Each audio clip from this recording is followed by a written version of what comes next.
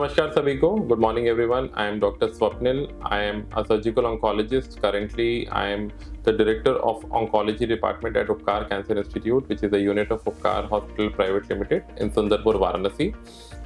GI cancers मेरा सब specialisation है. GI कैंसर की ट्रेनिंग मैंने एम्स दिल्ली एंड उसके बाद टाटा मेमोरियल मुंबई से एमसीएच के दौरान ली थी एंड उसके बाद फिर मुझे फ्रांस और साउथ कोरिया भी जाने का मौका मिला. हम लोग नॉर्दर्न इंडिया में हैं. Northern India specially Indo Gangetic belt जो है, इस गंगा के तट के किनारे सबसे ज़्यादा कॉमनली पाया जाने वाला जीआई कैंसर है gall bladder cancer. Gall bladder cancer India में जितना ज़्यादा होता है, स्पेशली नॉर्दर्न इंडिया में जितना ज़्यादा होता है, उतने पूरे विश्व में कहीं नहीं होता है.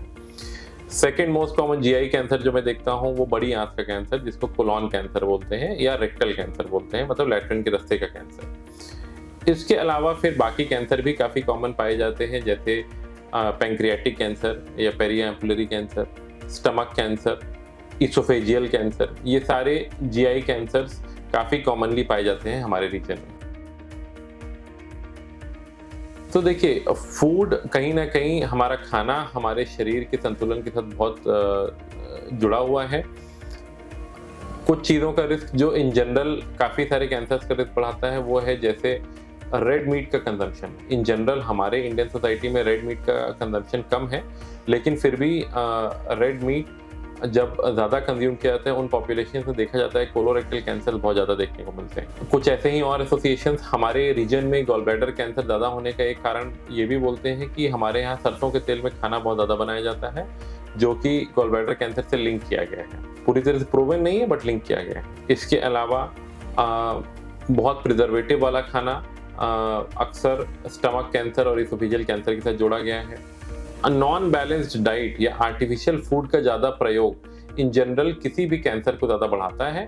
और इसी का और एक्सटेंशन, जब अनियमित खाना जिसके कारण मोटापा हो जाता है, ओबेसिटी, तो फिर अपने ही तौर पे बहुत सारे कैंसर कॉज करता है, स्पेशली लेडीज में एंडोमेट्रियल कैंसर, ब्रेस्ट कैंसर, बहुत सारे अन्य कैंसर, काफ़ी सारे जीआई कैंसर भी जैसे कोलोरेक्टल कैंसर. तो खाना नियमित, अनियमित आहार विहार और ओबेसिटी, मोटापा जो कि खाने से ही लिंक्ड है, वो अपने आप में एक बहुत बड़ा रिस्क फैक्टर है किसी भी जीआई कैंसर के लिए. स्टार्टिंग सिम्टम्स अगर किसी को पता होगा तो जल्द कैंसर को शुरुआती स्टेज में डिटेक्ट कर सकता है, जैसे लैट्रिन में ब्लड आना या लैट्रिन में कब्जियत होना या बहुत ज़्यादा फ्रीक्वेंट एपिसोड्स ऑफ डायरिया होना. ये सब संकेत कर सकता है अंदर पल रहे किसी कोलोरेक्टल कैंसर यानी बड़ी आंत के कैंसर का. अक्सर लैट्रिन के रास्ते में कभी छोटे मोटे घाव, फुंसी हो जाता है तो लोग उसको पाइल्स या बवासीर समझ के अगल बगल अपने छोटा मोटा लोकल इलाज करा लेते हैं, जो कि बहुत ही ज़्यादा खतरनाक स्टेप होता है. आजकल हम देख रहे हैं हमारे यहाँ रेक्टल कैंसर का इंसिडेंस इतना ज़्यादा बढ़ गया है. एंड दुख की बात यह है कि ये पेशेंट्स जब क्यूरेबल या ट्रीटेबल स्टेज में होते हैं तब वो कहीं तो पेरिफेरी में जाके अपने बवासीर का इलाज करा रहे होते हैं, जो कि बवासीर नहीं, असल बात कैंसर हो रहा होता है, रेक्टल कैंसर. तो ऐसा कोई भी सिम्टम आए जो आपको लगातार परेशान कर रहा है तो प्लीज़ वेट ना करें और अपने नियरेस्ट अवेलेबल जीआई सर्जन या ऑन्को सर्जन से जाके मिले. सेकेंड चीज़, अगर कभी आपको अचानक से पीलिया हो जाए, पीलिया एक बहुत ही डेंजरस सिम्टम होता है. कई बार ये पीलिया गॉल ब्लैडर में पत्थर की बीमारी के कारण हो सकता है, बट अचानक से अगर पीलिया हो, स्पेशली 40 या उसके अधिक उम्र वाले लोगों को, तो ये अंदर पल रहे गॉल ब्लैडर कैंसर या पैंक्रियाटिक कैंसर की तरफ संकेत कर सकता है. स्पेशली हमारे रीजन में इसके लिए बहुत सतर्क रहना चाहिए. इसके अलावा पेट में गैस बनना या लगातार वजन कम होना, जिसको बोलते हैं अनइंटेंशनल वेट लॉस. अगर आपका 2 या 3 महीने में 4 या 5 किलो से ज़्यादा वजन लॉस हो रहा है और आपको समझ नहीं आ रहा है क्योंकि आपकी डेली लाइफस्टाइल सेम है, तो आपको सतर्क हो जाना चाहिए, अपना इन्वेस्टिगेशन कराना चाहिए. कुछ नहीं तो रूटीन ब्लड टेस्ट, अल्ट्रासाउंड ज़रूर जाके कराना चाहिए. ज़्यादा थकान फील हो रही है, हीमोग्लोबिन कम हो जा रहा है, एनीमिया हो रहा है, लैट्रिन काली हो रही है, ये सारे संकेत किसी न किसी तरह अंदर पल रहे जीआई कैंसर के हो सकते हैं, तो इन सबसे सतर्क रहें. स्मोकिंग इन जनरल कैंसर का रिस्क बहुत ज़्यादा गुना बढ़ाता है. ज़्यादातर तो इसको हेड नेक कैंसर और लंग कैंसर के साथ लिंक किया जाता है, बट ये जानना भी बहुत ज़रूरी है कि जो लोग स्मोक करते हैं वो लोग टोबैको का यूज़ कर रहे हैं. टोबैको पूरे बॉडी में जा रहा है, फेफड़ों के रास्ते से ब्लड में जा रहा है और ब्लड के रास्ते से पूरे जीआई ऑर्गन्स में जा रहा है. तो टोबैको कहीं ना कहीं most of the GI cancer से लिंक किया जाता है किसी न किसी फॉर्म में। मोस्ट कॉमनली तो ये इसोफेजियल कैंसर के साथ और कोलोरेक्टल कैंसर के साथ बहुत ही ज़्यादा स्ट्रांगली लिंक किया जाता है। और साथ सेकेंड चीज़ जैसे अल्कोहल भी बहुत ही ज़्यादा स्ट्रांगली लिवर कैंसर के साथ एसोसिएट किया जाता है और आपके बड़ी आंत के कैंसर या कोलोरेक्टल कैंसर के साथ एसोसिएट किया जाता है। सो ये बहुत ही ज़्यादा महत्वपूर्ण क्वेश्चन है। हमारे देश में फ़िलहाल अभी स्क्रीनिंग की नेशनल गाइडलाइंस नहीं है, आने वाले कुछ समयों में एक्सपेक्टेड है कि वो आएंगी। अन्य देशों में, वेस्टर्न देशों में, कोरियन, चाइना जैसे देशों में already screening guidelines national health policy में है, जिसके तहत हर 40 या 45 साल की उम्र के ऊपर वाले आदमी या औरत का स्क्रीनिंग होता है रेगुलर इंटरवल में इन कैंसर्स के लिए। अगर बोला जाए तो एक इंसान को जो 45-50 साल की उम्र के ऊपर है, सबको हर 5 साल 10 साल में एक बार अपना कोलोनोस्कोपी ज़रूर कराना चाहिए, लैट्रिन के तरफ से दूरबीन की जांच जिसको बोलते हैं। इसके अलावा पेट के स्टमक कैंसर और इसोफेजियल कैंसर के लिए अपर जीआई एंडोस्कोपी, जो कि एंडोस्कोपी मुंह के रास्ते से की जाती है ऊपर के कैंसर को डिटेक्ट करने के लिए, इन सबको प्लीज़ कराएं।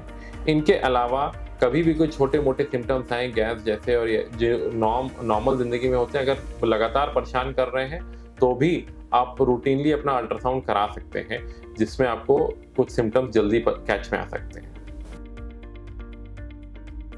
सबसे ज़्यादा जो बोले जाने वाला मुहावरा है उसको बोलते prevention is always better than cure. आपको अपना आहार विहार एकदम कंट्रोल्ड और स्ट्रिक्ट रखना है, खाना पीना कंट्रोल रहना चाहिए, आपका बहुत ज़्यादा किसी चीज़ की अति नहीं करनी चाहिए, मोटापा नहीं होना चाहिए, एक फिटनेस एक्सरसाइज रेगुलर लाइफस्टाइल में रहना चाहिए, शरीर का वज़न कभी हाथ से ज़्यादा बाहर नहीं जाना चाहिए। इसके अलावा खाने में नॉनवेज वेज डाइट दोनों मिक्स कर सकते हैं, बट आपको देखना है कि आप किसी चीज़ की अति नहीं कर रहे, जैसे रेड मीट बहुत ज़्यादा नहीं खा रहे हैं। इसके अलावा किसी भी नशे के पदार्थ के यूज़ से बचना है, अल्कोहल हो, स्मोकिंग हो, कुछ भी हो, ये सब चीज़ें कैंसर को कंट्रीब्यूट करती है। एक हेल्दी लाइफस्टाइल आपको कैंसर से बचाएगी डेफिनेटली। सो जीआई कैंसर्स के ट्रीटमेंट में बहुत ज़्यादा डेवलपमेंट हो रहा है और हो चुका है। हम लोग उपकार कैंसर इंस्टीट्यूट में सभी लेटेस्ट अवेलेबल टेक्नोलॉजी का यूज़ करते हैं। स्पेशली अगर मैं 2-3 चीज़ों को हाईलाइट करना चाहूँगा, दूरबीन द्वारा सर्जरी, लैप्रोस्कोपिक या रोबोटिक सर्जरी, एडवांस मशीनें हैं जिससे पेशेंट का रिकवरी बहुत ही जल्दी होता है। दर्द तो नाम मात्र होता है, पेशेंट चौथे 5वें दिन घर चला जाता है बड़ी से बड़ी सर्जरी के बाद। इसके अलावा सर्जरी के बाद एक उच्चतम आईसीयू केयर, जिसमें post of rehabilitation, erase protocol जैसी चीज़ें, जिससे पेशेंट की रिकवरी को बहुत फास्ट किया जाता है ताकि पेशेंट अपने काम में जल्दी वापस जा सके।